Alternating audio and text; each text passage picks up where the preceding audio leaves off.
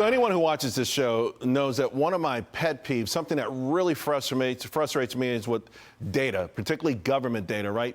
The final numbers, the final record on the economy and its components are never really known until long after that initial read.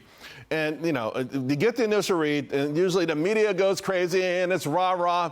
And then the real numbers become something of an afterthought. In fact, they're not even themed newsworthy, even though these official numbers are the official numbers. And I bring that up because today, the Census Bureau really dropped a bomb, right? The final economic read on households for 2022, it is an absolute heartbreaker. So median household income declined last year to $74,500 from over $76,000 in 2021.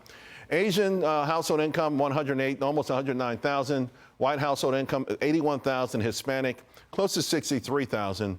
Black household income, less than $53,000, less than half of that of Asian households. The poverty rate, it surged, folks, 12.4% from 7.8%. We're talking about 38 million Americans that live their life every single day in official poverty. And this is the really heartbreaking part of it. The poverty rate for children rose to an unconscionable 12.4 from 5.2. In fact, there was a quote in the Washington Post from Zachary Perlin, senior research fellow at Columbia University. They have a center on poverty and social policy.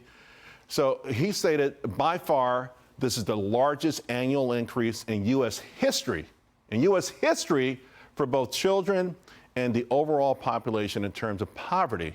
Now, this data goes back to 1967. And these are the official numbers, which means, for instance, if you live in a house of 4 people and your household income is $28,000, you're not considered to be in poverty. But guess what? You're in poverty, right? And so I'm tempted to say, this is a joke, right? But it's not. No one can laugh. This is real life stuff. You know, the Fed's not doing anything about policy based on this stuff.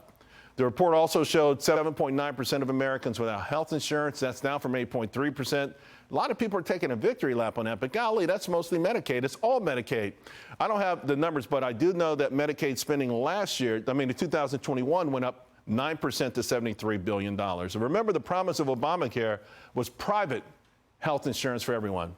This is scary stuff. And as a consequence, almost 66% of women are working full time. It's an all-time record. It's not great because, sadly, more and more of them are working more than one job. So after trillions of dollars poured into this economy in the last 2 years, all we got was more personal debt and record poverty. So listen, it's great that we have a nation that can help us and our fellow man and our fellow American in a pinch. But it's even better when the government gets out the way. Let us earn as much money as we can. Let us keep that money. We'll buy our own insurance. These numbers are absolutely awful, but they won't make the evening news.